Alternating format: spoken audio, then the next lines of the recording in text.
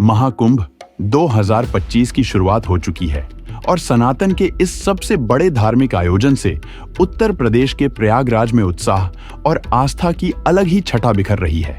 इस वक्त प्रयागराज भारत की आध्यात्मिक चेतना का शहर बना हुआ है, जिसका साक्षी बनने के लिए देश ही नहीं बल्कि विदेशों से भी श्रद्धालुओं के जत्थे यहाँ पहुंचे हुए हैं।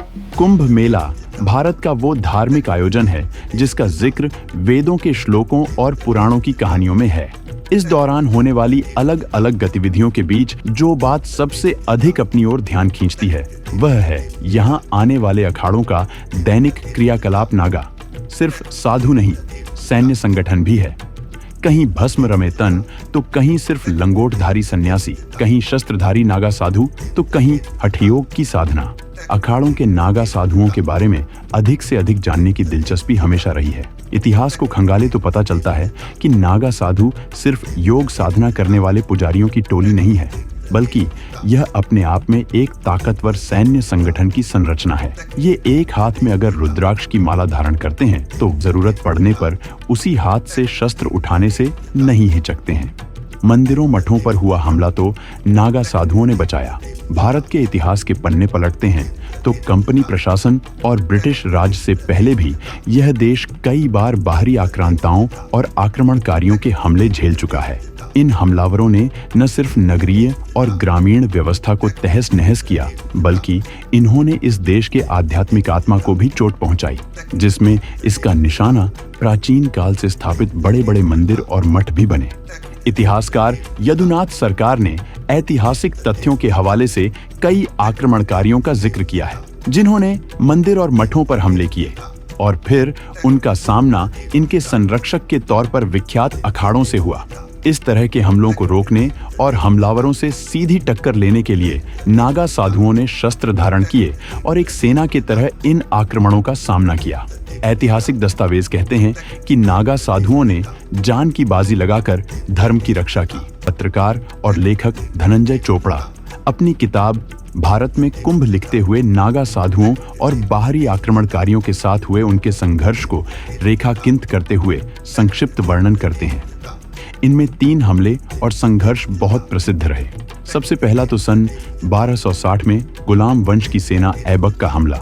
दूसरा संवत 1721 में औरंगजेब की सेना के साथ टकराव और फिर सन 1656 से 1658 में अब्दाली की सेना के साथ टकराव भी खास है। पंचतीर्थ में शामिल है। कनखल किताब में दर्ज है कि साधुओं ने अखाड़ों की स्थापना के साथ ही हिंदू मंदिरों के संरक्षण का दायित्व अपने कंधों पर उठा लिया था।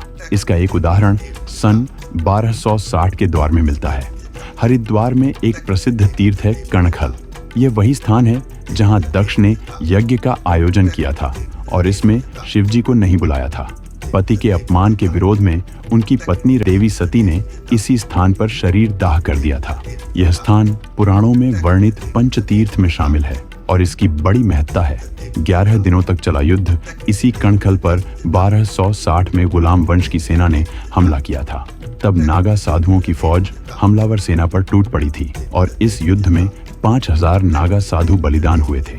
11 दिनों तक चले इस युद्ध का नेतृत्व श्री पंचायती महानिर्वाणी अखाड़ा के महंत भगवानंद ने किया था। उनकी 22,000 नागा साधुओं की सेना ने वीरता के साथ युद्ध किया और विजय हासिल की।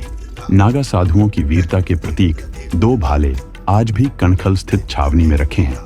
सूर्य प्रकाश और भैरव प्रकाश नाम के इन भालों की हर साल विजयदशमी के दिन पूजा की जाती है। सन 77वां में प्रयाग के संगम तट पर कुंभ पर्व का आयोजन हुआ था और इसमें हजारों नागा साधु एकत्र हुए थे। उन दिनों अवध क्षेत्र में अफगानों ने उत्पात मचा रखा था। प्रयाग भी इन अफगानों की आक्रामकता से पीड़ित था।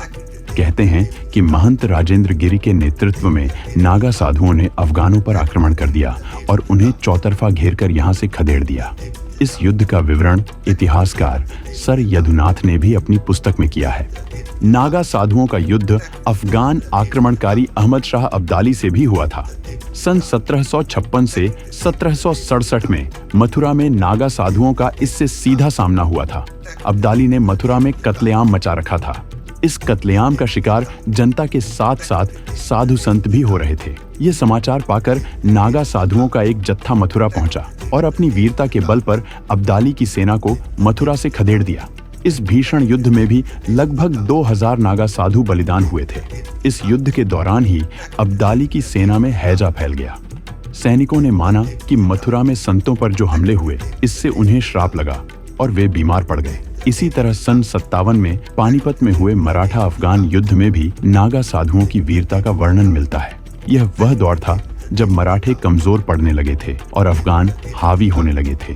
तब महंत पुष्पेंद्र गिरी के नेतृत्व में नागा साधुओं के जत्थे ने मोर्चा संभाला और अफगानों को उल्टे पांव भागना पड़ा।